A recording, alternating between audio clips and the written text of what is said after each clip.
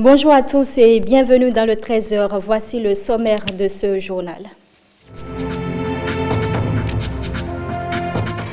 C'est aujourd'hui la fête de Ramadan. Les musulmans étaient bien nombreux à la place Idi de Kokotomé pour prier Allah. Gilles Dansou et Françoise Insou y ont pris part.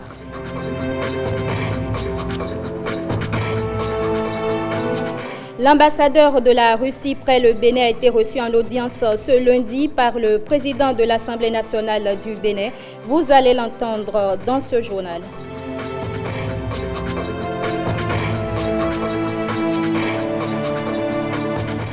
Et puis la sécurité est au cœur d'une conférence débat à l'université d'Abomey-Calavi. Les échanges se sont focalisés sur la participation des citoyens aux côtés de l'État central.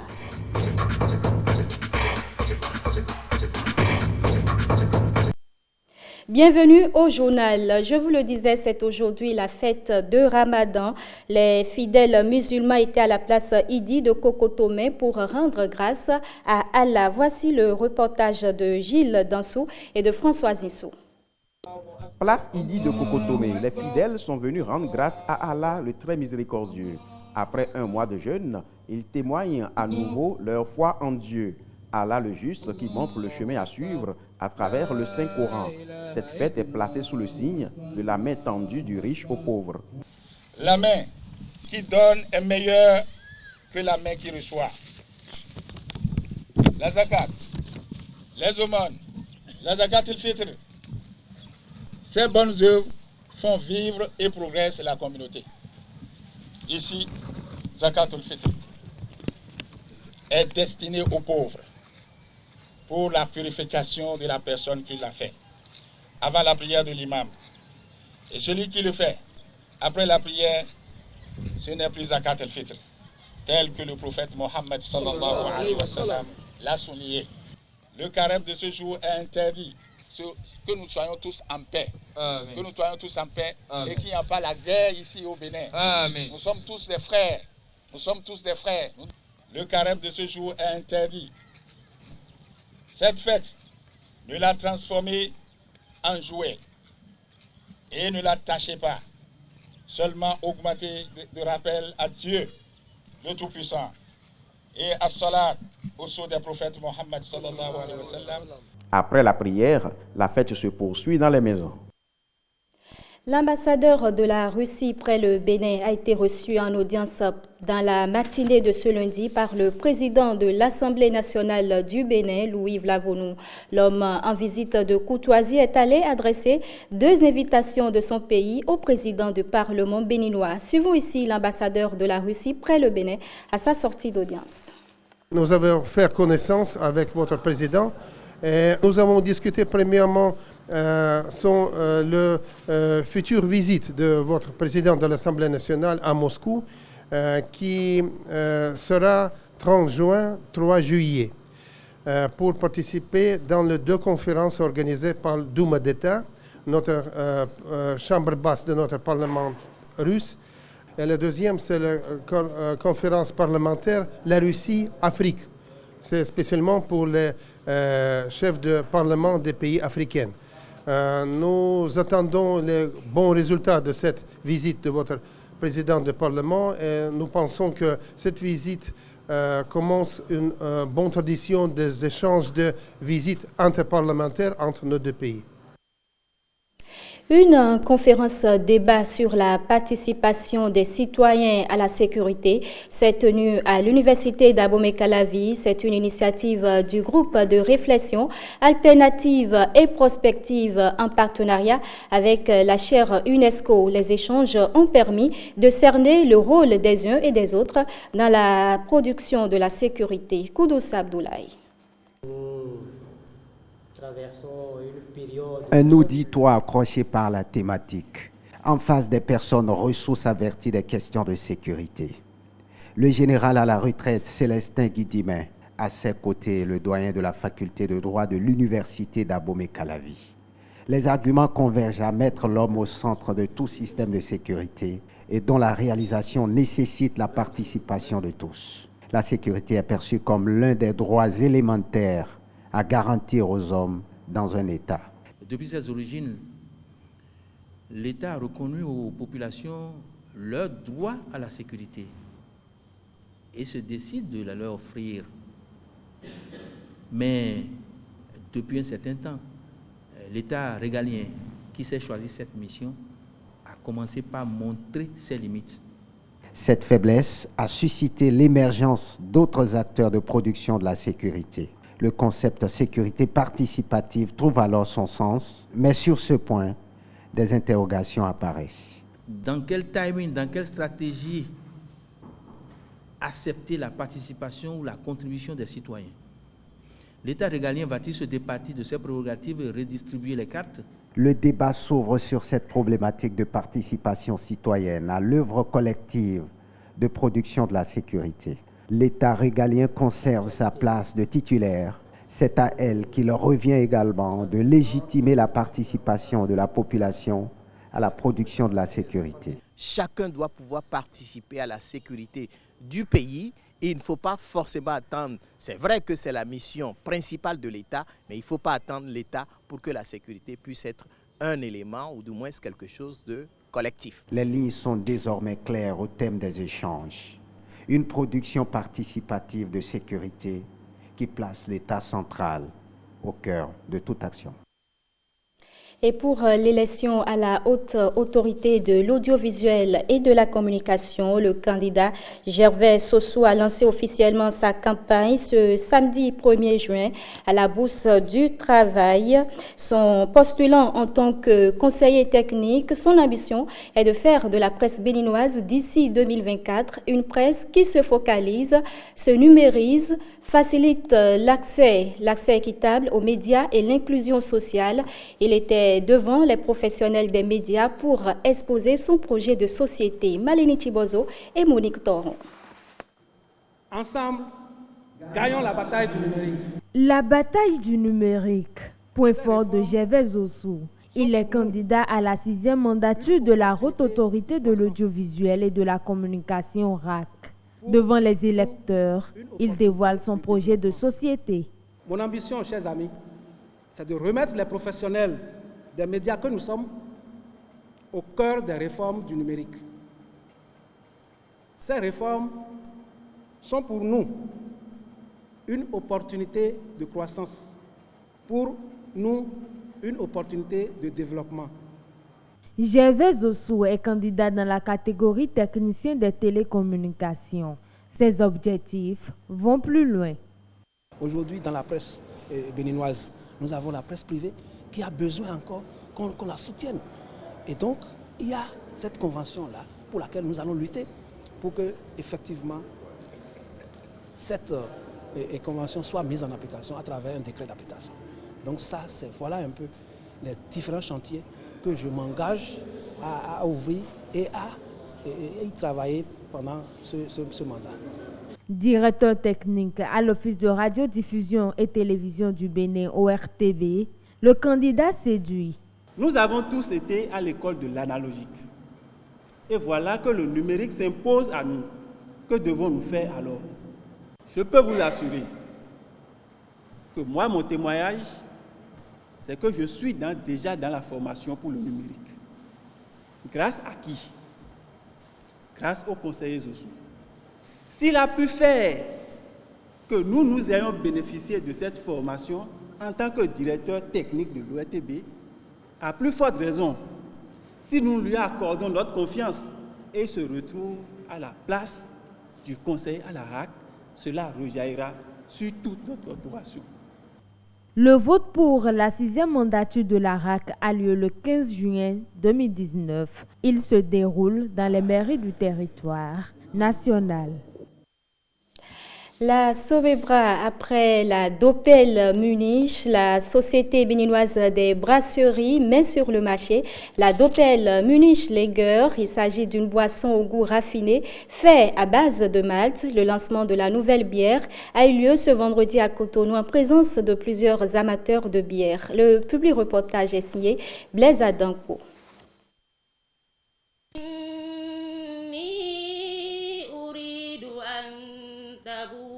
Lancé depuis le 6 mai dernier, date du démarrage du jeûne musulman, Le concours dénommé les ambassadeurs du Coran a pris fin ce samedi 1er juin. Les 15 meilleurs candidats retenus sont répartis dans différentes catégories. Nous avons 15 lauréats selon les catégories. La catégorie première qui est la catégorie sans âge limité et qui c'est de mémoriser le Coran tout entier avec les explications des versets coraniques. Et nous avons la catégorie qui est la catégorie de mémorisation du Coran tout entier. Nous avons la catégorie de la mémorisation du Coran, de la moitié du Coran. Et nous avons aussi catégorie de mémorisation de tiers de Coran. Et nous avons aussi la catégorie qui est spécialisée pour les femmes. Et nous avons une catégorie qui est spécialisée pour la psalmodie, la lecture simple du Coran. Les prix que nous avons décernés aujourd'hui, c'est uniquement les prix financiers. Donc, c'est des liquides. Le premier de la première catégorie a eu 150 000 francs et le deuxième a eu 115 000 francs.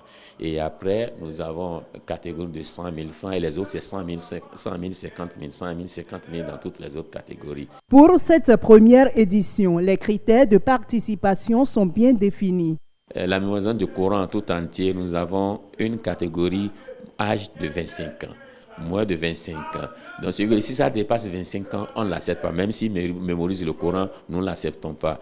Nous avons aussi des catégories. Les gens qui ont mémorisé le Coran tout entier, la moitié du Coran, comme les hommes, mais l'âge les a frappés. Par exemple, la moitié du Coran, on a exigé l'âge qui ne doit pas dépasser 19 ans. Notre objectif surtout, c'est de compétir à l'international. Voilà les âges qu'on nous envoie. Nous voulons rester dans le cadre de ces conditions pour pouvoir être conformés à la compétition internationale. Léadi Mohamed Olusegun est le premier grand gagnant du concours du Grand Prix national de mémorisation complète avec explication coranique. Pour de pareilles compétitions, il faut vraiment être inspiré. Ce n'est pas la première fois où je participe à un concours de mémorisation. J'ai déjà eu à participer, à représenter le Bénin au Koweït en 2012, en Iran en 2013 et au Maroc en 2016. L'organisation du concours Les ambassadeurs du Coran constitue un outil d'éducation des jeunes pour une meilleure connaissance de la religion musulmane. يدعون إلى كتاب الله ليحكم بينهم ثم يتولى فريق منهم وهم معرضون. Vous venez plutôt de suivre le reportage consacré à la phase finale de la première édition du Grand Prix national de mémorisation du glorieux Coran. Je vous rappelle que c'est une initiative de l'Union islamique du Bénin. Et on parle à présent de cette nouvelle bière lancée par la Sobebra. Après la Dopel Munich, la société béninoise des brasseries met sur le marché la Dopel Munich Lager. Il s'agit d'une boisson au goût raffiné fait à base de malt. Le lancement de la nouvelle bière a eu lieu ce vendredi à Cotonou en présence de plusieurs amateurs de bière. Le public reportage est signé Blaise Adampo. C'est une bière, elle mousse très bien. Elle est raffinée. Il s'agit de la Dopel Munich Lager, nouveau-né de la société béninoise des brasseries Sobebra. C'est une bière blonde, pure malt. Pure malt, pourquoi? Parce qu'elle est produite rien qu'à base de malt, de houblon et d'eau. Donc la différence par rapport aux autres bières blondes qui sont produites à base de malt, mais mixées avec le maïs, le houblon et l'eau. La Dopel Munich Lager est une bière blonde. Elle doit se servir bien fraîche. Elle est créée pour accompagner les soirées entre amis. Je m'attendais à un produit de plus. Mais là, c'est une bière qui se laisse boire. Elle est bien fluide et elle séduit la gorge. Donc, elle vient de gagner une fan. J'adore la Lager. La bière Dopel Munich Lager, c'est une bière qui est différente des autres bières et c'est ravissant et ça a un goût très apprécié. Dans mon quartier, je vais les inviter, je vais les informer qu'il y a une nouvelle bière Dopel Munich Lager qui est sortie et je vais les inviter à discuter ensemble. Doppel Munich Lager, c'est aussi du style avec la couleur verte de la bouteille. Avec la Doppel Munich Lager, vous avez toute une nouvelle expérience à vivre. Et elle existe, elle est disponible rien qu'en format 33 centilitres avec un taux d'alcool de 5,7%. Donc elle est venue pour agrémenter et arrondir un peu plus notre portefeuille produit, vous permettant de pouvoir vous mettre à l'aise et de vivre des meilleurs moments autour de nos bières.